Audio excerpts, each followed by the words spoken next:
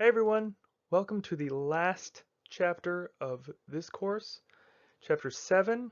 This is an introduction to voting theory, which is a kind of an interesting form of mathematics. This will be the first of two sets of videos about chapter 7. We're going to be 7.1 and 7.2 in this one, followed by, of course, 7.3 through 5 in the final bit. So we'll start by asking a really simple question, which is, what is voting theory?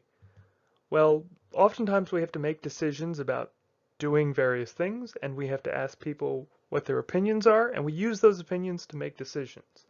I know that this isn't a particularly new concept, but the question that voting theory asks is, how do we do that? In short, we're going to take a bunch of different ways of voting and analyzing the benefits and disadvantages. So we're not talking about what you vote for, but kind of how you count votes, which isn't the same thing. And to explain that, we're going to have to look at what's called a preference ballot, and then it will make a little bit more sense, hopefully.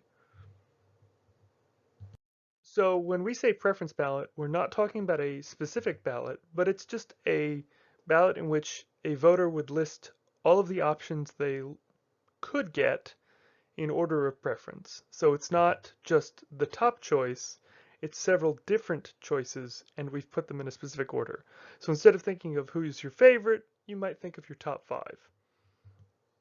And by asking this, we can get some more information and talk about how these systems would differ. So, for example, we have a company that's going to determine on what kind of food they get to cater an event. And this would be Greg's preference. So number 1 is Burger Bonanza, number 2 is Taco Explosion, number 3 is Salad Hut, and number 4 is Pizza Kitchen.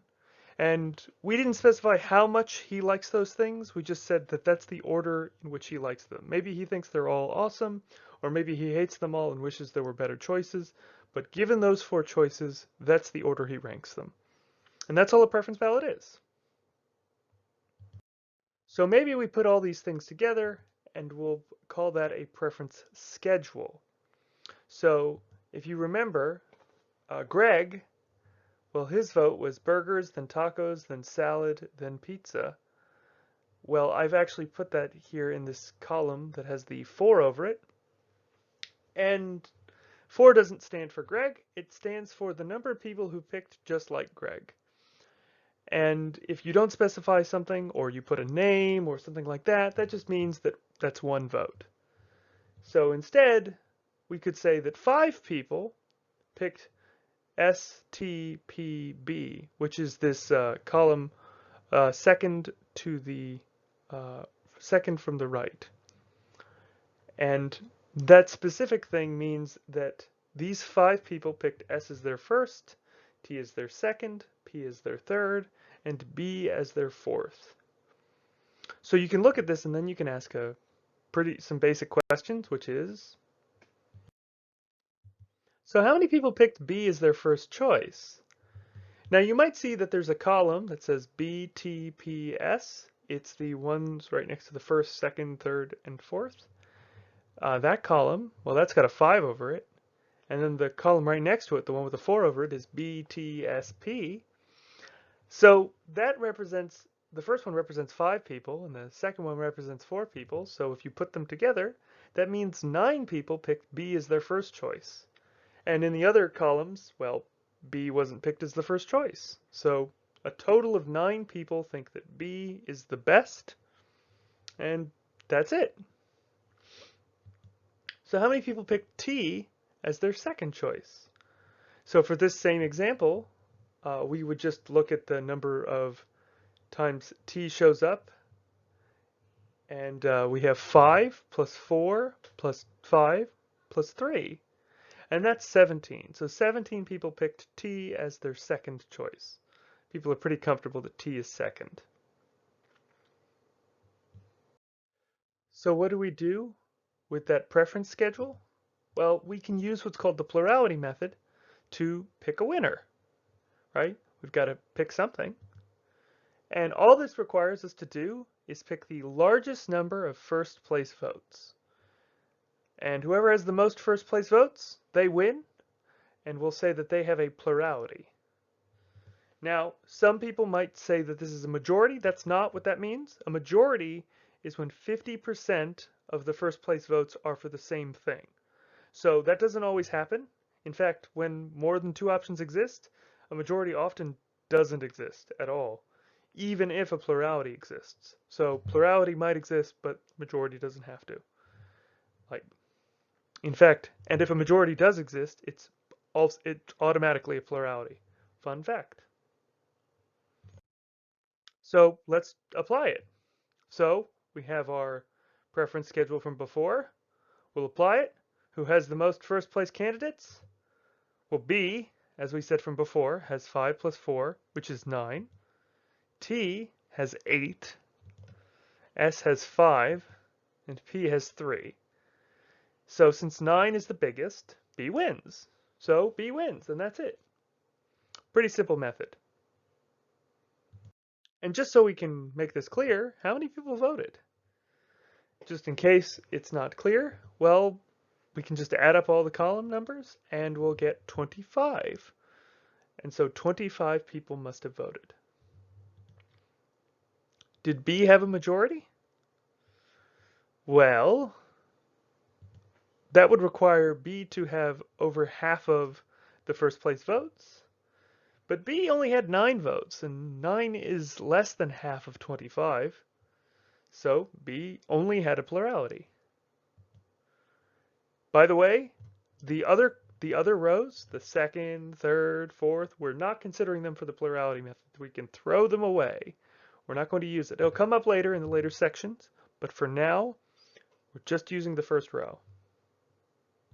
The plurality method isn't perfect, and we should probably address one of the simplest problems, which is asking how many votes are actually required to win. So imagine if how many people do you have to convince that you are the absolute best if you wanted to win this election? Well, in our previous example, we had 4 candidates, 25 people voted. So let's imagine they all received the exact same number of votes. We're thinking of a perfect tie. Well, we can't actually do a perfect tie because that'll get 25 divided by 4, which is 6.25. So we're actually just going to throw away the 0.25. We're just considering 6 votes each. Well, how many votes does that mean now? Well, obviously 6 plus 6 plus 6 plus 6, that's 24, which is actually one less than the number of actual voters, which is nice.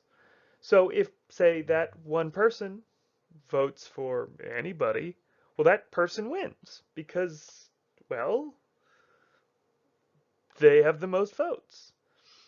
But that means somebody could win with 7 votes. And if there's lots of candidates, then the number of people required to win, the number of votes you even have to consider is much less. And so that might be a thing to consider as a potential problem. It's probably the weakest problem of the whole space, but it's worth bringing up. A potentially worse critique, however, is, well, what if B and T were the only candidates?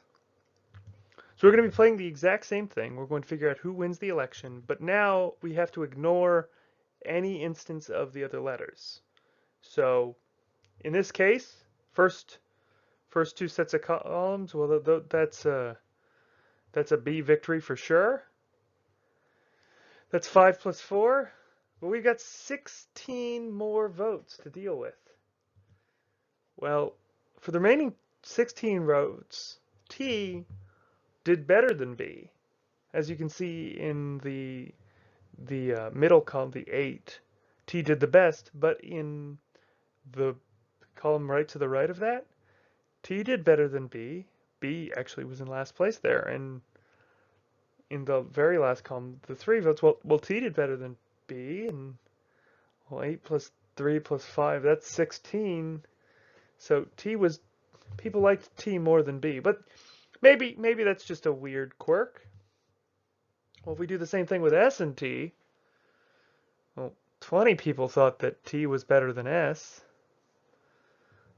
and 22 people said that T was better than P, and it kind of feels like T was more popular, even though B got more first place votes. Because, well, if you asked all 25 people between any two candidates, well, T wins all of T's interactions, and that kind of feels like T should win. Now, we actually have a name for that, and I'm pretty sure I'm pronouncing this correctly, but I may be not. So if you hear it in a different way in some other form, I'm sorry. But in the last example, we actually just would say that T is a Condorcet winner. And that means that T is preferred in every single one-to-one comparison with the other options.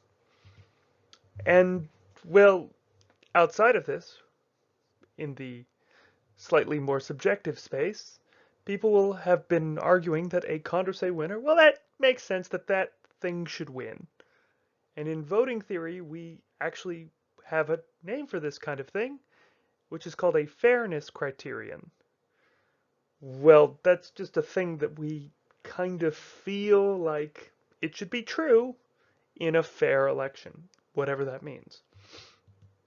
Specifically, we have what's called the Condorcet criteria, which just says that if a Condorcet winner exists, that should be the winner.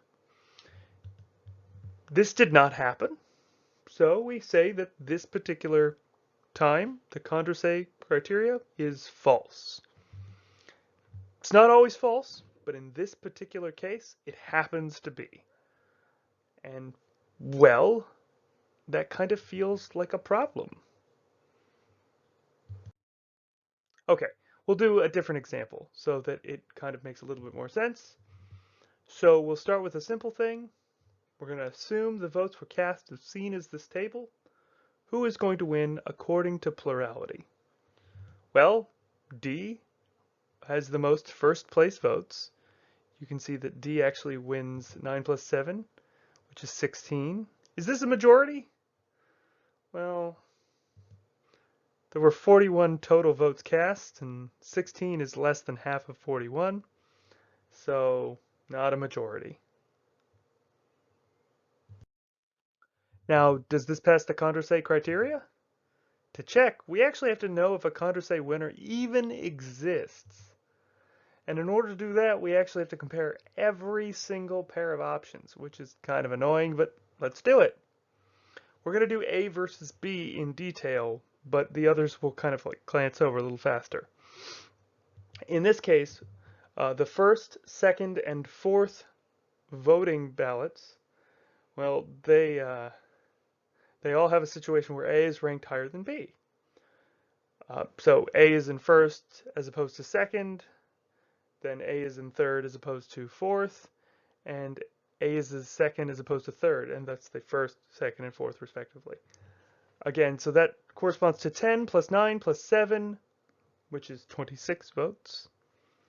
That seems like a victory, but just in case, we can check the ones where B got ranked higher, and that's 8 plus 7, which is 15. Those are the remaining columns. In column 3 and 5, that actually corresponds to a B victory. So since 26 is bigger than 15, A is preferred to B. That's all we're checking, but we have to do it with all 4 candidates. It's a little slower than people might like, but that's how we do it. So we need to compare each candidate against every other candidate. So if we actually do check, we'll find that A is preferred over B and C, but D is preferred over A. B is preferred over C and D, but A is preferred over B, specifically, again, so B doesn't win, A doesn't win. Well, C, it turns out that overall, C isn't preferred over anything else. C does win in one of the columns, but overall, C is pretty disliked. And D, well, D is better than A and C according to the people, but B is preferred over D. So we don't actually have a Condorcet winner. So it turns out that the criteria is automatically true, because the criteria says that if the winner exists, well, that it should be the winner, but the winner doesn't exist. And the only way for you to fail this criteria is actually for you to exist and not be the winner. So since that didn't happen, the winner doesn't exist, so we're kind of done. And that's it. So that's all I have to say. So I feel like I need to mention this because I forgot to earlier, and that's the final exam. This is the last chapter. Now, the final exam isn't anything special, but I did make a mistake, and I neglected to correct it until recently. And that's that the final exam is actually on the 22nd. I actually said that it was originally on the 20th, and I'm really sorry about that. If you made plans or whatever, please contact me, and I will happily give you the time for the 20th, but I'm pretty sure that most people will be happy to have the extra 2 days. It's not cumulative, it only covers voting theory, and it's the exact same format as the previous exams. I didn't mention this in the slide, but also anybody who's concerned, after this exam, after the 22nd, I will be dropping one of the exam grades. This was said so in the syllabus way in advance, but just as a heads up, that will happen, I promise. The remaining notes should be available soon. I'm thinking 24 to 48 hours, probably closer to 24. If you have questions, you can email me, message me through Canvas, see me during my office hours. That's my office hours, Monday, Wednesday, Friday, 12 to 1. I'll also take appointments and whatnot. I'm sorry that these were a little later than I'd like, but they should be done soon. Again, if you have questions, email me. And with that, have a great day.